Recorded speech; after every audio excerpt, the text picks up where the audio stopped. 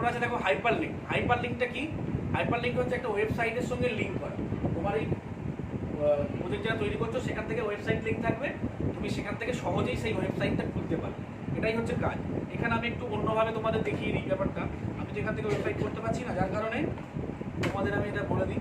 ধরো এখান থেকে আমি যে কোনো একটা অংশ সিলেক্ট করলাম, করে এখান থেকে কি করতে হবে, হাইপার লিঙ্ক। হাইপার লিঙ্কের শর্টকাট কি হচ্ছে Ctrl+K। এবার এখান থেকে আমি যে ফাইলটা সিলেক্ট করব, করে ওকে করবো, হলো। দেখো এখানে একটা অন্যরকম চিহ্ন হয়ে গেল। এবার ধরো কাজ করতে করতে পরে আমি আবার এখানে এলাম।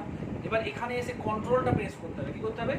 কন্ট্রোলটা প্রেস করে এর উপর ক্লিক করে ইয়েস, দেখো ওই ফাইলটা খুলে যাবে। মানে এখানে এর সাথে আমি ওই ফাইলটা লিঙ্ক করে দিয়েছি, সেই জন্য ওই ফাইলটা খুললো। ওয়েবসাইটের লিঙ্ক করলে ওয়েবসাইটটা খুলতো। বোঝা গেছে কিভাবে করতে হচ্ছে? আবার এটা বন্ধ করে দাও। এখান থেকে একটুখানি অংশ সিলেক্ট করে হাইপার লিঙ্ক, এবার এখানে গিয়ে তুমি যেটা সিলেক্ট করবে, ওকে। এবার কিচ্ছু না, এখানে এসে কন্ট্রোল প্রেস করতে হবে। কি করতে হবে? কন্ট্রোল প্রেস করে এর উপর ক্লিক, ইয়েস, সঙ্গে সঙ্গে এটা ওই ফাইলটা ওপেন হয়ে যাবে। ঠিক আছে, এই গেল আমার তাহলে হাইপার লিঙ্ক। এরপরে আসছি আমি বুকমার্ক। বুকমার্কটা কি? বুকমার্ক ইউজ করো তোমরা? কেন ইউজ করো? বইতে দাগ দাও যাতে আমার সহজে আমার চোখটা আগে ওখানে যায়, হলো। হাইলাইটার ঠিক নয়, আর চোখে যায়, আমি যাতে এখানে সহজে বুঝতে পাই। যখন ধরো আমি 1 পাতা 2 পাতা লিখছি তখন তো মনে হচ্ছে এটা আরামসে হয়ে যাচ্ছে। যখন তোমার কাছে 500 পাতার ডকুমেন্টস থাকবে তখন কি করবে? তার জন্য হচ্ছে বুকমার্ক। ধরো এই অংশটাকে আমি সিলেক্ট করলাম, করে তুমি বুঝতে পারবে না যে এই অংশটা, ধরো এটা আমি লাল রং করেছি, হয়েছে। এবার এই অংশটা সিলেক্ট করলাম, করে আমি যাচ্ছি ইনসার্ট বুকমার্ক। এটা ধরো নাম দিলাম আমি রেড। তোমরা কি দেবে? তোমরা কি রেড দেবে? এইভাবে আমি কালার কেন দিচ্ছি? তোমাদের বোঝার সুবিধার জন্য। ধরো তোমার যে কোশ্চেনটা থাকবে তুমি সেটাকে বুকমার্কে গিয়ে সেই কোশ্চেনটা লিখে দিলে।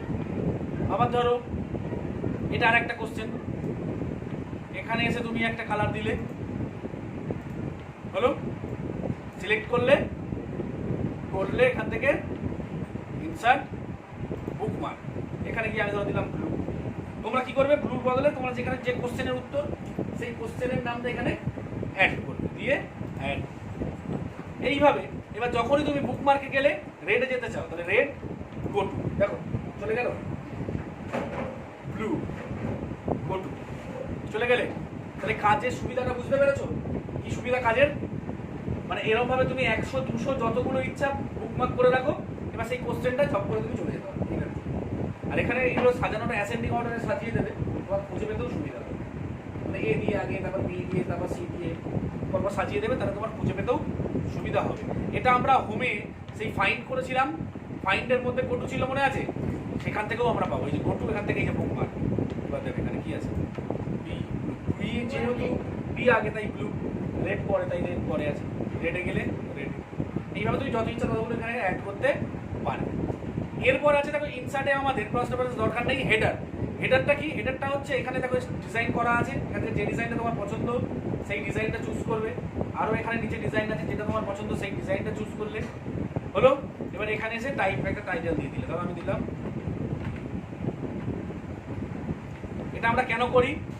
এবার ক্লোজ এটা করে দাও, বললে কি হবে? দেখো প্রত্যেক পেজে দেখো যে আইসিবিটি লেখাটা চলে এসছে। এবার তুমি যদি ডেট দিতে চাও, ডেটটা যেটা দেওয়া হলো না, এডিট হেডারে যাবে, গিয়ে যে এখান থেকে ডেট, পিক দ্য ডেট,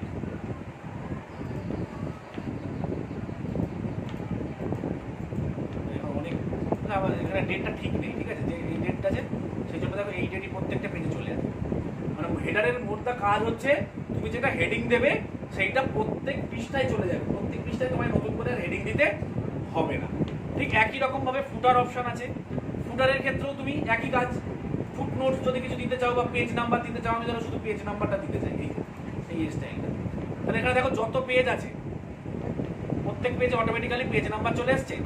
এবার তুমি এখানে কাজ হয়ে গেল, ক্লোজ করে দাও, দিয়ে দেখো তুমি কিন্তু এখানে লিখতে পারবে না। এবার লেখাগুলো সব আমার এখানেই হবে, কিন্তু অটোমেটিক্যালি দেখো প্রত্যেক পেজের হেডার ফুটার অটোমেটিক্যালি চলে এসছে।